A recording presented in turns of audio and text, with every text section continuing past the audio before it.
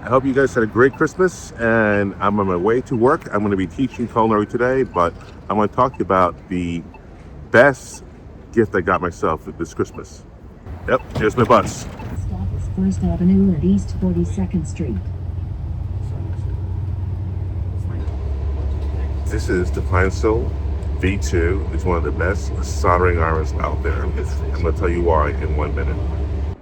All right, so I'm almost at the school right now where I teach culinary. So I've got some students in the background. They want to see what's going on. So we're talking about the Pinecil 2 version 2. Okay, so this is super lightweight, cool. The tip comes off like that. You can put it back in. You can use a USB charger in the back, which I love because I hate having those barrel plugs, which this also has. You can plug a LiPo battery to it if I want to, but normally with all your devices, your phones and your laptops, you have different connectors, and I have a box of these things at home of different connectors, and I always lose them, and then I don't know which one goes into what. But with this, it's always going to be a USB-C, and it's great because it's super simple. I can just stick it in my pot like this, and I'm ready to go. Okay, let's get ready to go to the workbench and see what this soldering iron can do. Okay, like most of us, I don't have a lot of room on my desk, and I don't have a lot of space. I don't have really a proper workshop. So, what do? Okay, I have this workstation that I normally used to use a lot, but every time I needed to use it, here it is. It was pretty big, bulky. I had to find wires. Everything was hooked together. It worked fine, but it was just really big. It had some decent features. If you look at it, it's old. It had a rig workstation, had a soldering station, had a hot air gun, and a power supply, so I can test voltage or give a little bit of voltage. But, it was big and bulky, and I beat this thing to death already. But here comes the Pinecil. The thing I like about it is it snaps in just like this. It doesn't come loose. It has these buttons over here to control it. I can put my USB-C on it and power it up. And my new USB-C cable is pretty rugged. I like this. This is pretty much no frills, $26. Comes with no power supply and just one page of instructions. And right now this is the ambient temperature of the pen, which is 26C. We can see how much voltage it's using. It's pretty cool. It has these menus. If you click on the plus button over here, you can have different types of power settings. You can soldering settings. You can have sleep mode, user interface, advanced settings, languages. You can change the temperature on it. Lots of different things you can do with this. It's pretty cool. I kind of like this. Very configurable. And, you also have sensitivity mode, meaning like, if you pick it up, how much you need to make it move, it'll work. Temperature, you can change. It scrolls. So many settings, I can't even tell you what they all are. You have to look it up online. But it is pretty cool. You can have it shut down at a certain time, put it to sleep whenever you want. So let's get straight to the point. What's really cool about this is this has firmware that you can upgrade and change. You can even put Bluetooth on this and transmit all these settings to your iPad remotely while you're working on it, so you can actually see your temperatures and your settings while you're working. I think you could probably even program like a little small game on here, like Tetris or something like that. You can look that up and see if it's possible, but this is cool. What I like to do over here is like to put some blue tack down instead of using little alligator clips. Then I use my wire strippers. One click like that, one click like that, and I'm done. Okay? I'm going to fix this one just a little bit more. Boom. Okay, so let me straighten that a little bit here. I'm going to put some flux on these, because flux makes everything go so much smoother. I'm using a pen one. It's so much easier than using, like a jar or whatever.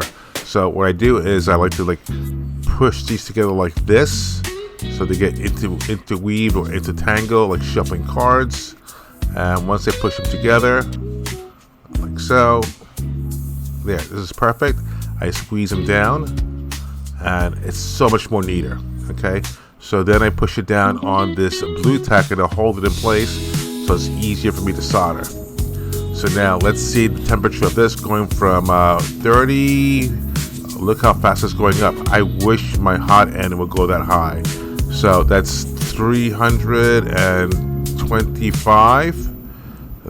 Okay, and it's at 19 volts.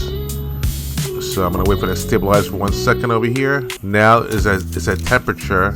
I'm gonna get my solder here, which is kind of soft, but let's see if we can melt this on the gauge. But watch, I'm gonna push this button over here, and that's gonna give me an extra boost of temperature. So that's all I need is a big boost. Let me get it started first. I'm kind of cheating a little bit here. I should be heating up the wire, but you know, for the sake of this video, I want to speed this along. Now remember, this is really thick wire, and I should be using a more wider tip. This is a fine point tip. If I had a wider tip, this would work so much better, but you know, I'm working with what I got. I ordered a new tip for this because I rarely ever use a fine point, but it's working though. See, it's melting right in. It's handling the job. And let me breathe into the smoke because this is great. I didn't put my exhaust on. That's pretty much done. It looks pretty good. I'm just gonna smooth it out a little bit here. And this is the final product. All right, putting my heat shrink tube over it. Before I used to use my air gun. This is fine. You know, I don't have to be that perfect every single time. Just using the size of the soldering iron should be enough to like shrink it. And that is done. Let's try it with these end stops over here. Let's see how it works with desoldering. Let's give it a little bit of hit of flux because this thing is old. And a little flux there, a little flux here, a little flux everywhere. Yeah, that'll work. Okay. Look at my thing. It's sleeping right now, so it's dropping down and it's being rested. It's not at full temperature, but the minute I pick it up, it's gonna wake up. Okay, you can see now it is jumping up to 325. Now this is a left-handed or right-handed soldering up. Wow, that's quick. Okay, boop, I'm done. Okay, so let's try putting it in. See how hard that is. Let me cut these off and strip these real quick.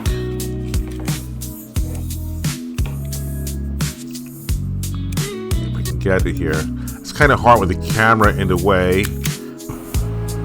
Also, you know, trying to solder looking through the camera lens at the same time. It's kind of hard. So this is a little bit too long. So I'm going to trim these off a little bit here because these are way too long. They should be about the same length as the parts of the end stop. Okay, so trimmed a little bit more. Boom, that should be perfect. Okay, I should have put this on first, but that should be easy enough to slide these on. Putting heat shrinking tubes on the end is always a good idea because it's neater. You know, it's more of a safety thing, you know, so nothing is ever going to be touching while you solder, and it also holds it in place. Okay, my second one over here. All right, so what else is next? Yes, you got it. A little bit of flux. Flux goes a long way. Now, I'm using a silicone mat right now. All right, so let's try this over here. Notice how I use the glue tack to hold everything for me. So now I'm going to tin the wires, and then I'm going to tin the ends of this over here. So I should be pretty much good to go the minute I'm ready to go. Okay, let me tin this one over here, the blue one. So you don't really need that many fancy soldering arm helpers. I use those in the past, and you know, done. I love this pen. I love this soldering iron. It's so light, easy. I could just stick it in my pot when I'm done, and you know, it's I'm having trouble now because my angle. I'm trying to get the camera out of my way, but yeah, good. Okay, so now we put these up here. I'm sure you all have this pot with pens and screwdrivers and things. Well, this is where I'm going to keep my Pinecil, right over here. Okay, so over here I have my SMD Practice board.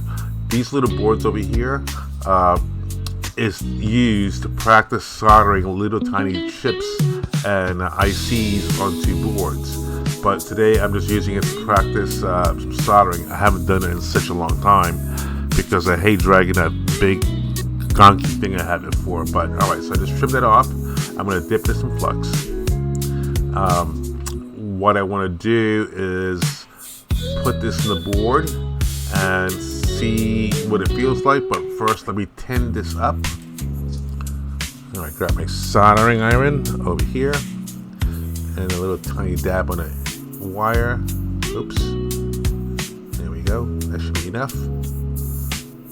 And let me put some on the board. I hope you find these videos helpful and entertaining. If not, I hope they help you sleep at night and you can't fall asleep. And please like and subscribe. I'm trying to reach 1,000 subscribers as soon as possible, and without your help I can't do it. So, that was pretty easy. Okay, got it.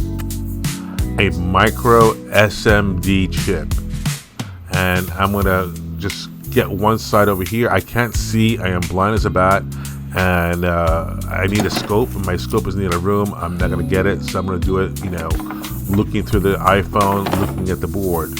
So I need to get this little straightened out a little bit. Here it's crooked, so I need to loosen it up a little bit. So I'm gonna hold it down and push it over here. Alright, so please like and subscribe. I'll see you guys on my next video, which should be out in the next week or two. Okay, enough of my sloppy SMD soldering. I definitely need practice, and I definitely need to get my scope to do this properly. But anyway, let's break this down. Let's go for the pros and cons. This is a cheap soldering iron for 26 bucks. You cannot beat it.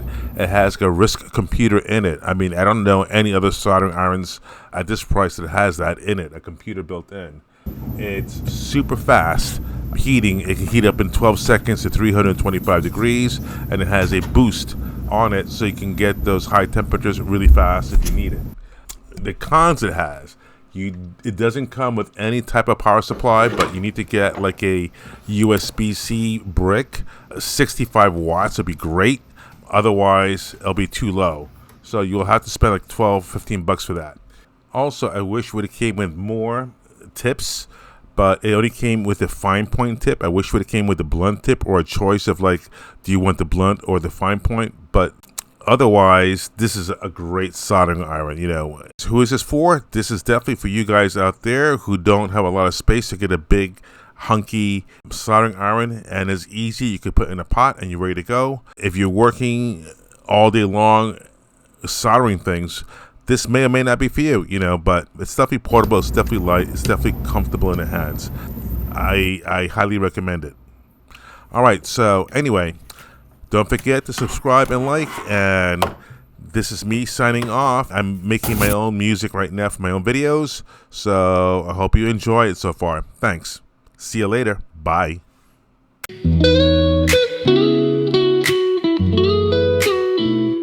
Tommy's got a new toy in his hand, so bright. Pinecil V2 gonna fix what's right. In his workshop where dreams ignite.